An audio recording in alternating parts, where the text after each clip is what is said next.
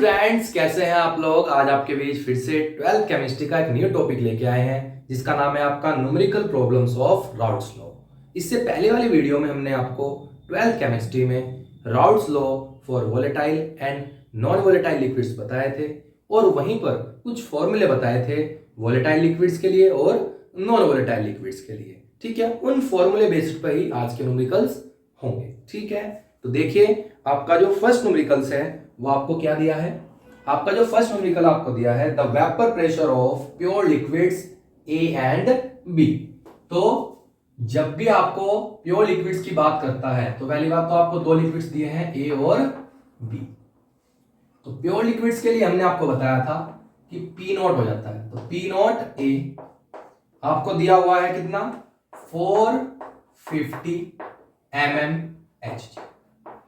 ठीक है, ऐसे ही प्योर लिक्विड बी भी है, पी नॉट बी आपको कितना दिया हुआ है 700 mmHg, 700 mmHg दिया हुआ है। ठीक है, और पूछ रहा है कि find out the composition of the liquids. अब कंपोजिशन की बात जब इस तरह के क्वेश्चन में पूछता है तो ऑलवेज क्या निकालना होता है आपको, मोल फ्रैक्शंस। ठीक है, तो आप यहां पे एक्स और एक्स फाइंड करेंगे यहां पर लिक्विड स्टेट में, यानी कि ठीक है कब, जब आपका टोटल वेपर प्रेशर कितना दिया है उसने 600 mmHg। ठीक है, इसने दे रखा है कि if total vapour pressure is 600 mmHg। और इसमें एक नई बात और बोली उसने कि also find the composition in vapour phase. तो वेपर फेज में कंपोजिशन का मतलब है वेपर फेज में भी मोल फ्रैक्शन निकालने हैं, लेकिन वेपर फेज में जब मोल फ्रैक्शन निकालने होते हैं तो आप उसे वहां पे एक्स ना लिख के वाई ए और वाई बी बोलते हैं। क्या बोलते हैं, वाई ए और वाई बी। तो चलिए ये वोलेटाइल लिक्विड्स के लिए दिया हुआ है आपको क्वेश्चन। तो वोलेटाइल लिक्विड्स के लिए आपको हमने एक फॉर्मूला बताया था, नहीं पता तो आप वीडियो चेक कर सकते हैं लास्ट वाले। पी नॉट ए एक्स यानी पी एस बराबर total vapour pressure is equal to P naught A X plus P naught B X B. ये हमने आपको फॉर्मूला बताया था, लेकिन हम क्या जानते हैं, हम जानते हैं x A plus x B बराबर 1 या एक्स ए बराबर 1 माइनस एक्स बी। यहां से आप कुछ भी कर सकते थे, यहाँ पे आप एक्स बी बराबर 1 माइनस एक्स ए भी रख सकते थे, वो आपकी मर्जी है। ठीक है, तो चलिए देखते हैं। तो पी एस बराबर एक फॉर्मूला बन के आएगा, यहाँ पे एक्स ए की वैल्यू कितनी रख सकते हैं हम 1 माइनस एक्स बी। ठीक है, P naught B X B. ठीक है, पी नॉट ए की आप अंदर मल्टीप्लाई कर दीजिए, P naught A minus P naught A X B plus P naught B X B plus इधर ले जाइए माइनस उधर ले जाइए आप, तो पी नॉट ए ये आ जाएगा plus P naught B X B minus P naught A आपका एक्स। ठीक है, अब यहां से आप क्या देखेंगे कि यहां से आपके पास क्या कॉमन आ रहा है एक्स बी, तो यहां पे आपका एक फॉर्मूला बन जाएगा पी एस बराबर पी नॉट ए, यहां से एक्स बी आप कॉमन ले लीजिए तो अंदर बच जाएगा ब्रैकेट में P naught B minus P naught A. Check कर लीजिए, एक्स बी जैसे यहां से कॉमन आएगा तो P naught B minus P naught ए क्या बच जाएगा आपका फॉर्मूला। तो इस वाले फॉर्मूले में आप पी एस की वैल्यू रख सकते हो, बिल्कुल रख सकते हो। कितनी है आपकी पी एस की वैल्यू 600। पी नॉट ए की वैल्यू कितनी है आपके पास 450 प्लस एक्स बी की वैल्यू आपको फाइंड करनी है। पी नॉट बी कितना है आपका, पी नॉट बी है आपका 700, पी नॉट ए कितना है आपका 450। ठीक है, तो ये बच जाएगा यहाँ पे आपका 600, ये 450 प्लस एक्स बी और ये माइनस करके कितना बच गया आपका 250। कितना बच गया भैया 250 आ गया। ठीक है, तो अब ये इधर 450 प्लस का इधर आके कैसा हो जाएगा रे, ये माइनस का हो जाएगा भैया। ठीक है, इधर ये एक्स बी इंटू 250, ये कितना बच गया इधर 150, X B is equal to 250, इससे कैंसिल हो जाएगा 5 से डिवाइड ये 3 बार हो जाएगा, यहाँ पे 5 बार, तो X B is equal to 3/5, यानी कि आपका 0.6 आंसर आ जाएगा। यानी कि अगर ये प्रेशर दे रखे हों तो आपकी लिक्विड फेज में जो बी की कंपोजिशन होगी वो कितनी होगी आपकी 0.6 होगी। लेकिन अभी एक्स से भी तो निकालना है, तो पढ़ रखा है x A plus x B बराबर 1, जीटा बोल देते हैं, एक्स ना बोल के जीटा, ठीक है। एक्स ए की वैल्यू आपको निकालनी है, ये कितना है यहाँ पे 0.61, तो X A is equal to 0.4 आपका आंसर आ जाएगा, ठीक है। तो X A is equal to कितना हो गया आपका 0.4 और एक्स बी बराबर कितना हो गया आपका 0.6। चलिए, ये जो आपका आंसर आया, ये आंसर आया आपका लिक्विड फेज में, ठीक है। बट अभी आपको जो आंसर निकालना है वो आपका वेपर फेज में भी निकालना है, ठीक है। तो चलिए देखते हैं। वेपर फेज के लिए आपको, क्योंकि वेपर फेज में प्रेशर होगा, तो प्रेशर के लिए जो हम यहाँ पे रूल फॉलो करेंगे वो आपका रूल फॉलो करेंगे हम Dalton law of partial pressure, Dalton law of partial pressure, ठीक है। तो उसके लिए पहले आप फॉर्मूला मेकिंग सीखते हैं कि वेपर फेज में अगर आपके पास न्यूमेरिकल्स आ जाए कंपोजिशन निकालने के लिए तो आप कैसे फॉर्मूला बनाएंगे, चलिए देखते हैं। क्योंकि हमारे पास दो लिक्विड हैं ए और बी, तो फर्स्टली मैं लिखता हूं कि पार्शियल प्रेशर ऑफ ए, जो डाल्टन का पार्शियल प्रेशर निकालने का जो फॉर्मूला था। तो किसी भी गैस का या पार्शियल प्रेशर निकालने हो तो जिस भी गैस का पार्शियल प्रेशर है उसके मोल ऊपर अपॉन में टोटल मोल, ए के mole upon total mole into total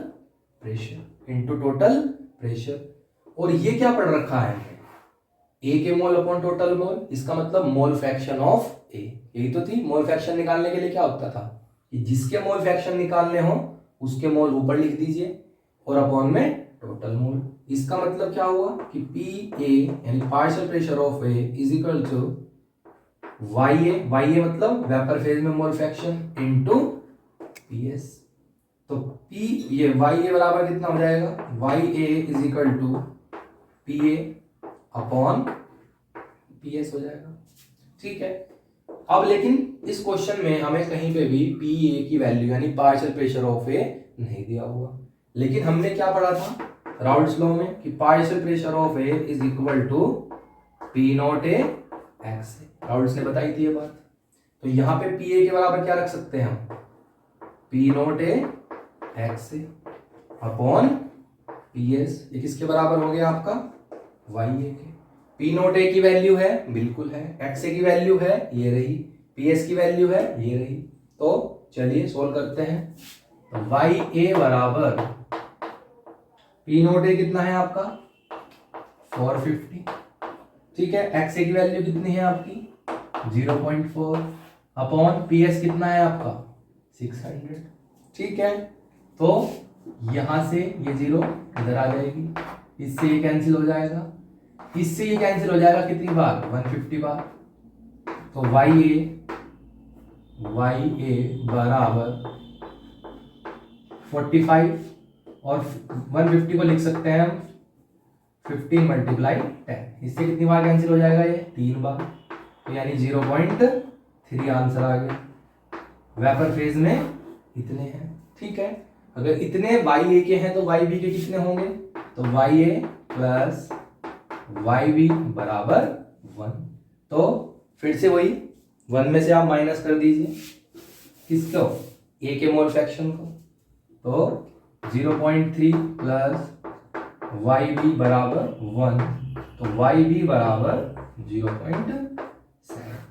तो ये आपके मोल फ्रैक्शन किस में आ गए, ये कंपोजिशन आपकी आ गई वेपर फेज में। लेकिन ये फॉर्मूला आपको बनाना आना चाहिए, ठीक है। Dalton law of partial pressure, ये आपका जो लॉ था वो केमिस्ट्री के 11th में था स्टेट ऑफ मैटर चैप्टर में, ठीक है। चलिए, तो ये क्वेश्चन तो आपका वोलेटाइल के लिए हुआ। फिर एक हमने जो आपको लॉ पढ़ाया था राउल्ट्स, वो 4 पढ़ाया था हमने किसके लिए, नॉन वोलेटाइल्स के लिए। तो नॉन वोलेटाइल्स का भी करते हैं, चलिए देखते हैं, ठीक है। आइए, फिर नेक्स्ट क्वेश्चन आपको दिया कि the vapour pressure of pure benzene, the vapour pressure of pure benzene at certain temperature is 0.850 बार, ठीक है। A 0.5 gram non volatile solid when added to 39 gram of benzene, vapor pressure of the solution then is 0.845 bar. What is the molar mass of the solid substance? चलिए, अब आपको बोल रहा है कि कोई सॉलिड सब्सटेंस है जिसका मास कितना है 0.5 ग्राम, 39 ग्राम बेंजीन में उसको डाल दिया गया, तो मास किसका ज्यादा है? बेंजीन का, ठीक है। और जिसका मास ज्यादा होता है उसे हम क्या मानते हैं? सोलवेंट। और जिसका मास कम होता है उसे क्या मानते हैं? हम सोल्यूट। और दूसरी बात, जो आपका सॉलिड सब्सटेंस है पहले तो वो बेंजीन के अंदर क्या काम करेगा? वो डिसोल्व होगा, ना कि उसे डिसोल्व करने का। तो जो डिसोल्व करने का काम करता है वो आपका क्या होता है? सोलवेंट। तो इसका मतलब बेंजीन जो है वो क्या है? आपका सोलवेंट है। तो प्योर सोलवेंट का जो वेपर प्रेशर होता है उसे हम लिखते हैं किससे? आपका P नॉट ए से, P नॉट ए से लिखते हैं। तो स्टार्टिंग में आपको कितना दिया उसने? 0.850 बार, ठीक है। उसके बाद वो बोल रहा है इतने बार दे दिया है, और उसके बाद उसने बोला कि मास ऑफ सॉलिड यानी मास ऑफ सोल्यूट WA जब उसमें डिसोल्व करा कितने ग्राम? 0.5 ग्राम, ठीक। कितने ग्राम बेंजीन में? यानी मास of solvent WB 39 gram benzene में, ठीक। तो उसका प्रेशर कितना हो गया? उसका प्रेशर हो गया भैया आपका 0.845 बार। तो बोल रहा है कि मोलर मास ऑफ सोल्यूट यानी MA आपको यहां फाइंड करना है, और MB यानी कि बेंजीन का मोलर मास कितना होता है आपका? 78, क्योंकि बेंजीन का फॉर्मूला है आपका C6H6 है, C6H6 है, ठीक है। तो चलिए, ये फॉर्मूला हमने आपको बताया था फॉर नॉन वोलेटाइल लिक्विड्स के लिए कि P naught A minus PS upon P naught a is equal to mass of solute into molar mass of solvent upon mass of solvent into molar mass of solute. क्या बताया था जी? बताया था, बिल्कुल बताया था। तो ये क्या होगा आपका? P नॉट ए की वैल्यू। और एक बात और सुनो, हमने आपको एक बात और बताई थी कि lowering in vapour pressure. Lowering in vapour pressure में क्या होता है कि जब कोई नॉन वोलेटाइल सॉल्यूट किसी सॉल्वेंट मिला देते हैं तो बनने वाले सॉल्यूशन का vapour pressure compare to solvent, जो पहले सॉल्वेंट था उससे क्या आता है? कम आता है। उसे हम क्या बोलते हैं? Lowering in vapour pressure. तो आपने यहाँ पे क्या देखा? पहले प्रेशर कितना था? 0.850। नॉन वोलेटाइल सॉल्यूट मिलाते ही कितना हो गया? 0.845 बार। तो जो ज्यादा वाला होता है वो सॉल्वेंट का वेपर प्रेशर होता है, और कम वाला हमेशा सॉल्यूशन का, ठीक है। तो P नॉट ए कितना है आपका? 0.850 minus 0.845 bar upon 0.850 is equal to WA कितना है आपके पास? 0.5 into MB molar mass of solvent 78 यानी बेंजीन का, WB कितना है आपके पास यहाँ पे? 39, ठीक है। और molar mass of solid substance हमें यहाँ पे निकालना है। चलिए सोल्व कर लेते हैं, कोई बात नहीं। तो सोल्व करने पे क्या होगा? यहां से जब ये माइनस हो जाएगा तो कितना बचेगा? 0.005 अपॉन 0.850 बराबर ये देखो कितनी बार कैंसिल हो गया यहाँ पर? 2 बार, ठीक है। और 0.5 की जब 2 में मल्टीप्लाई करते हैं तो कितना आता है? 1 अपॉन में क्या बच गया इधर? M में। इन पॉइंट से पॉइंट क्या हो जाएंगी? कैंसिल। तो 5 से जब इसे डिवाइड करोगे तो 70 और बाद में क्या लग रहा है? 0। तो MA बराबर कितना आ गया आपका? 170। तो जो सॉल्युबल सब्सटेंस हमने डाला था 0.5 ग्राम, उसका मोलर मास कितना आया आपका? 170 ग्राम मोल इनवर्स, ठीक है। समझ रहे हैं बात को? ये था, ठीक है। तो ये फॉर्मूला है P नॉट ए minus PS upon P naught ए बराबर WA into MB WB into MA, ठीक है। चलिए नेक्स्ट क्वेश्चन देखते हैं आपका। नेक्स्ट क्वेश्चन क्या है समझते हैं बात को, आ जाइए कि the vapour pressure of pure liquids A and B, फिर से वेपर प्रेशर प्योर लिक्विड्स दे दिए हैं, यानी पी नोट ए और पी नोट बी की वैल्यू दे रखी है आपको 450 एंड 750 mmHg, ठीक है।